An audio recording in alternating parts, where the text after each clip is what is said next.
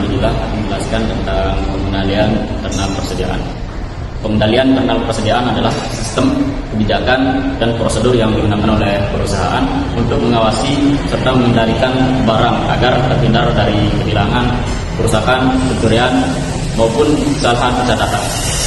Persediaan sendiri dapat berupa bahan baku, barang dalam proses, barang jadi maupun barang dagangan. Dengan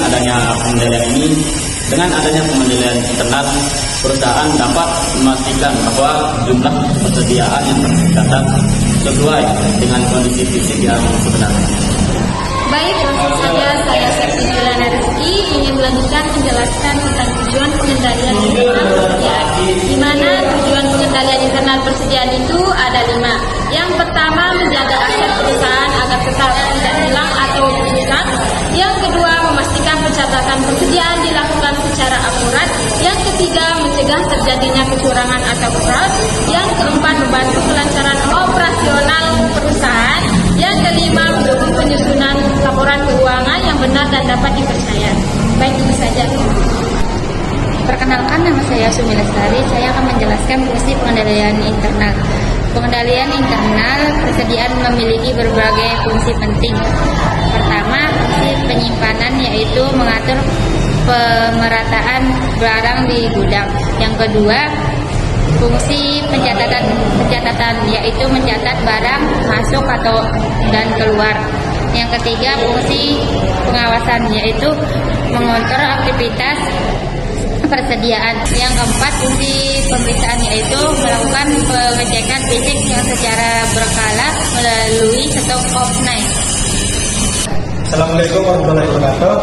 Perkenalkan, nama saya Haidar Habibie, ingin menjelaskan tentang pengendalian internal persediaan data transaksi persediaan awal 150 unit dengan perolehan 10.000 unit, 10.000 rupiah. Pada 3 Januari, pembelian 180 unit dengan perolehan 10.500 rupiah. Pada 14 Januari, penjualan 120 unit. Pada 20 Januari, pembelian 250 unit pada perolehan 11.500 rupiah. Pada 25 Januari, penjualan 200 unit. Dan pada 30 Januari, penjualan 80 unit. Pertanyaan, hitunglah persediaan akhir dan harga penjualan tanda kurung HPP pada metode LIFO per AG dan menggunakan pendekatan sistem periodik. Bismillahirrahmanirrahim. Assalamualaikum warahmatullahi wabarakatuh. Sebelumnya perkenalkan, nama saya Siti Nurhaliza. Di sini saya akan menjelaskan tentang di mana konsep dari metode FIFO ini yaitu barang yang pertama kali dibeli adalah barang yang pertama kali dijual. Langsung saja perkembangan saat yang pertama ada harga pokok penjualan atau HPP, di mana persediaan awal dari HPP ini yaitu sejumlah 10.000 dengan total unit 150 unit dan total harga 1.500.000 rupiah. Dari mana kita memperoleh total harga ini? Kita memperolehnya dari 10.000 dikali dengan 150 unit. Nah, jadi kita memperoleh itu 1.500.000 unit. 1.500.000 ya. Nah, terus di berikutnya yaitu ada pada tanggal 3 Januari. Dari mana kita memperoleh tanggal 3 Januari ini? Dari data transaksi persediaan pembelian. Nah, di sini ada 3 Januari. Nah, kita masukkan ke sini dengan harga perolehan 10.500 dan total unit yaitu 180 unit. Nah, dengan total harga yaitu sejumlah 1.890.000 unit. 1.890.000 rupiah. Dan selanjutnya yaitu pada tanggal 30 Januari kita memperoleh harga yaitu sejumlah 11.500 dengan total unit 180 unit. Nah, di sini kenapa kita menaruh 180 unit? Karena kita sudah menguranginya dengan total unit pada persediaan akhir. Kan pada data transaksi ini di tanggal 20 Januari total unit itu sejumlah 250 unit. Nah, jadi pada harga pokok penjualan ini kita mengurangi total unit pada transaksi persediaan ini dikurangi dengan 180 unit pada persediaan akhir, dan kita mendapatkan total unit itu yaitu sejumlah 180 unit. Nah, dengan total harga pokok penjualan yaitu sejumlah Rp5.460.000. Nah, selanjutnya yaitu di persediaan akhir. Pada tanggal 20 Januari, harga perolehan itu sejumlah 11.500.000, masih 11.500.000, dan total unit dari mana kita memperoleh 70 ini? Kita memperoleh 70 ini yaitu dari sisa dari 250 dikurang dengan 150 unit, yaitu kita memperoleh 70 unit dengan total harga 11.500 dikali dengan 70 unit, yaitu akan mendapatkan hasil Rp805.000. Nah, mungkin itu saja yang dapat saya sampaikan. Terima kasih. Wassalamualaikum warahmatullahi wabarakatuh. Assalamualaikum warahmatullahi wabarakatuh. Saya atas nama saya Lakia akan menjelaskan metode last in first out atau LIFO pada kasus ini, yang dimana LIFO metode ini mengasumsikan bahwa barang yang pertama kali dibeli yang adalah yang pertama kali dijual. Yang pertama saya jelaskan adalah harga pokok penjualan atau HPP, yang dimana pembelian terakhir yaitu terjadi pada tanggal 20 Januari dengan harga perolehan yaitu sebesar 11.500 dengan unit 250, dengan total harga unit 250 yaitu sebesar 2.875.000.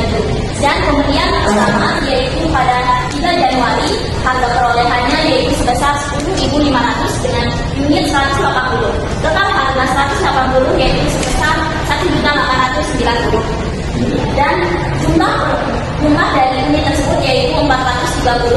Total harga dari 430 yaitu 4.765.000. Yang kedua adalah persediaan akhir.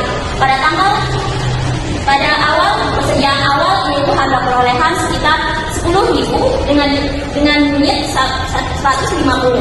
Total harga 150 yaitu sebesar 1.500.000. 3 Januari adalah pembelian awal yaitu sebesar harga totalnya 10.500 dengan unit kosong karena sudah dijumlahkan harga pokok penjualan.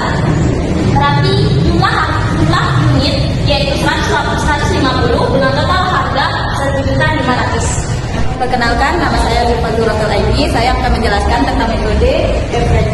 Metode total perolehan atau total unit sebesar 6.265.000 ini merupakan jumlah dari transaksi persediaan. 6.265.000 ini 150 dengan total harga 1.500.000. Perkenalkan, nama saya Nurfatul.id. Saya akan menjelaskan tentang metode average. Metode total perolehan atau total unit sebesar 6.265.000 ini merupakan jumlah dari transaksi persediaan. 6.265.000 ini akan dibagi dengan 580 unit yang tersedia, yaitu totalnya 10.802. 10.802 ini merupakan harga per unit. Yang A, harga pokok penjualan atau HPP. Pada tanggal 31 Januari, harga perolehan sebesar 10.802 dengan total unit 400. Total harga yang diperoleh sebesar 4.320.800. Yang B, persediaan akhir. Pada tanggal 31 Januari, harga perolehan sebesar 10.802 dengan total unit yang tersedia 180. Total harga yaitu 1.944.360. Assalamualaikum warahmatullahi wabarakatuh. Perkenalkan, nama saya Nur Fitri Mulyani dengan NIM 250401093. Saya akan menyimpulkan apa yang sudah dibahas oleh teman-teman, di mana berdasarkan kasus tersebut dapat disimpulkan bahwa ketiga metode menghasilkan nilai yang berbeda karena asumsi arus biaya yang digunakan. Di mana FIFO membuat akhir persediaan bernilai tinggi, kemudian HPP rendah, dan juga laba tinggi. Kemudian ada LIFO, di mana laba rendah kemudian tidak bisa digunakan di Indonesia. Sedangkan average berada di posisi yang moderat. Pemilihan metode tergantung tujuan pelaporan dan juga regulasi. Namun yang terpenting adalah konsistensi penerapannya agar laporan keuangan tetap kompetitif antar periode. Demikian presentasi dari kelompok kami mengenai pengendalian internal persediaan. Terima kasih atas perhatian Ibu dosen pengampu dan juga teman-teman. Wassalamualaikum warahmatullahi wabarakatuh.